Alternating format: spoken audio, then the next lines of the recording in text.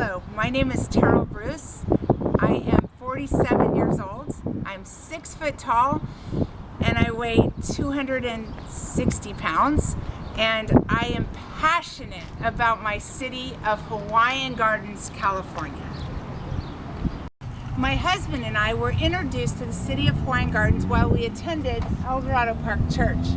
The church had a big brick fence wall, and they ended up having to sell part of the property. On the top of the brick wall was a barbed wire. They tore it down after they sold the property and put up a chain link fence. It was then, for the very first time, my eyes were opened to the value of Hawaiian Gardens. Once we could see the city through our church parking lot fence, we could see the need there. It was then that Barry and I asked our youth pastor to cancel our regular mission trip to Mexicali, Mexico, and do a week-long outreach to Hawaiian Gardens, which we called Resurrection Celebration. After an amazing week of ministry where 65 kids from the city of Hawaiian Gardens came to our program, we met two kids, Michael, 10, and Rachel, 6. Michael and Rachel, they were latched on to Barry and I. They spent all their time with us. They always wanted to be with us. And through those two young children, they introduced us to this entire community, their family, their friends, their neighbors, and the life we would now follow for the next 28 and plus years. Barry and I were married about 6 months after our second resurrection celebration. And 2 weeks later, we left, not for our honeymoon, but for an overseas mission work with Youth with a Mission's Mercy Ship, the Anastasis. I miss my new city and Michael and Rachel, but Barry had new adventures on his mind. I never did get my sea legs, but always found my place among people where I'd fit in. After 6 months of being overseas, my husband too began to feel the calling to come to this small community of Hawaiian Gardens. After our mission trip, we came and we moved into this community, and we wanted to offer hope to a community that had gangs and drugs and the destruction of families. Michael and Rachel were happy to have us home, and once we moved into the city, they lived with us most of the time. We began first reaching their friends, many who were abused and neglected.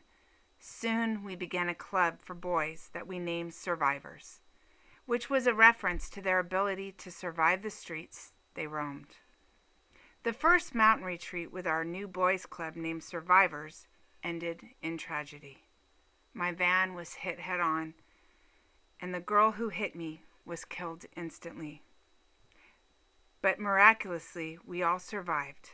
My legs were shattered, but my spirit was not crushed. I had a city of children to reach. 1 year later, I had learned to walk again, and it was time to create new programs to reach my kids. Soon, a girls' club began that we named Victors, and a club for the little ones, which we named Kids Corner.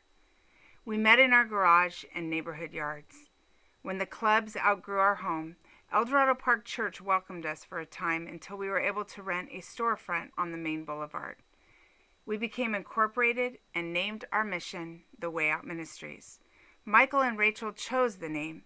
They said, there has to be a way out of here. As time passed, our ministry to the city grew, and so did our family. Despite my injuries from the accident, we were blessed with 3 children delivered by C-section, Ryan, Rachel, and Michelle, as well as our unofficially adopted daughter, Deborah. They added a whole new challenge to working and living in the city. When the kids went to school, I went also. After 15 years, I was finally able to get my bachelor's degree in social work, and later my teaching credential in English and my master's degree in education. In December of 1995, we were able to purchase our own building, which created greater outreach opportunities. We began a private mission school in 1997, and to date have graduated over 50 students. It is my joy to be both the teacher and principal of these fine students. Jessica's excited about that. Okay, so what do we put? What is our beginning of our paper going to have? Well, before we call it our intro, okay. And what is included in the introduction? Thesis. Okay, both of you are right. Which should we probably put first? The hook. And what's a hook? It's like attention. Our love for the people in Hawaiian Gardens has compelled us to live and work here for 28 years. So when I saw their civil rights being violated by the city government and law enforcement, I could not remain silent. Hi, my name's Terryl and I'm from the Way Out Ministries. I've lived in Hawaiian Gardens for 25 years, almost 24.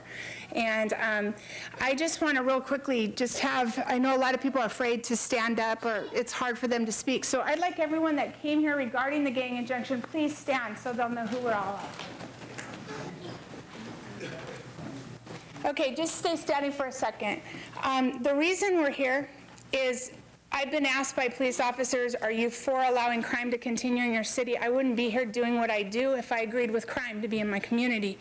I've been helping people in this community, but when I continue to see people that are not part of the problem being harassed and bothered, I get calls almost daily that my kid was handcuffed and thrown in a car. Can they do that? Did they take him in? Was there a charge? No.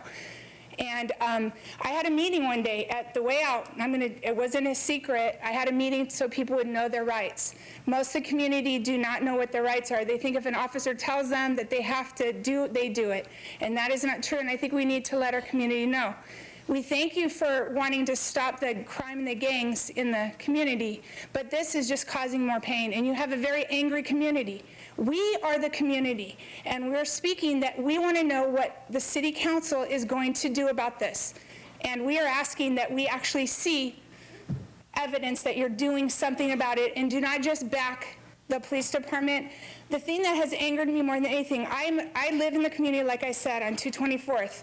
I follow police cars around. I do. And when I see, or I get calls, they have 4 kids over on this street. I park and I watch. I have heard them cussing out my children. And I call them my kids because I live here. This is my city. These kids are mine. And they are being cussed at, degraded. I went up to one, I said, that child is not a gang member. He said, I don't care, he will be. And I looked at him, I said, you just ruined 10 years of work on my part with one comment. These guys are not all going to be gang members. This city has, you saw these kids that have awards tonight. You know, I raised my kids here. They've turned out amazing. There is good things coming out of Hawaiian Gardens. Please help us with the police problem. Thank you. When my concerns fell upon deaf ears, I rallied my husband and the neighborhood to march on City Hall and demand the audience of Sheriff Lee Baca. Eyewitness News brought the story to all of Los Angeles County, and my once timid husband actually represented the people before the sheriff at the jam-packed council meeting.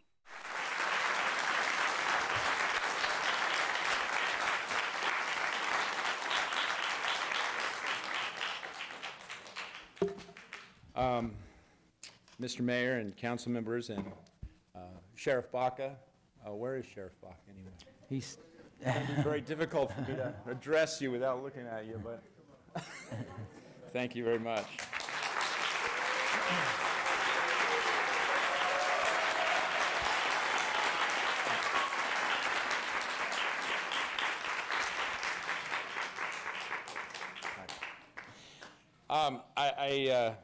I appreciate you being here tonight, and on behalf of our group, which is called RAGE, which is an acronym for Rally Against Gentrification Efforts in Hawaiian Gardens. As a matter of fact, I would like all those that are in that group to please stand up so that you can show Sheriff Baca who you are. Raise your hands if you're already standing. The process of change that evolved that day changed practices not only in Hawaiian Gardens, but in all of LA County. It began with a city of people who spoke out with trembling lips. Later, those same people campaigned to elect my husband and another community member to the city council, with the highest number of votes in the history of the city. That change still continues. I am not special. I am just an overweight person with permanently injured legs and a belief in a big God and a lot of love for my city. And with that, all things are possible.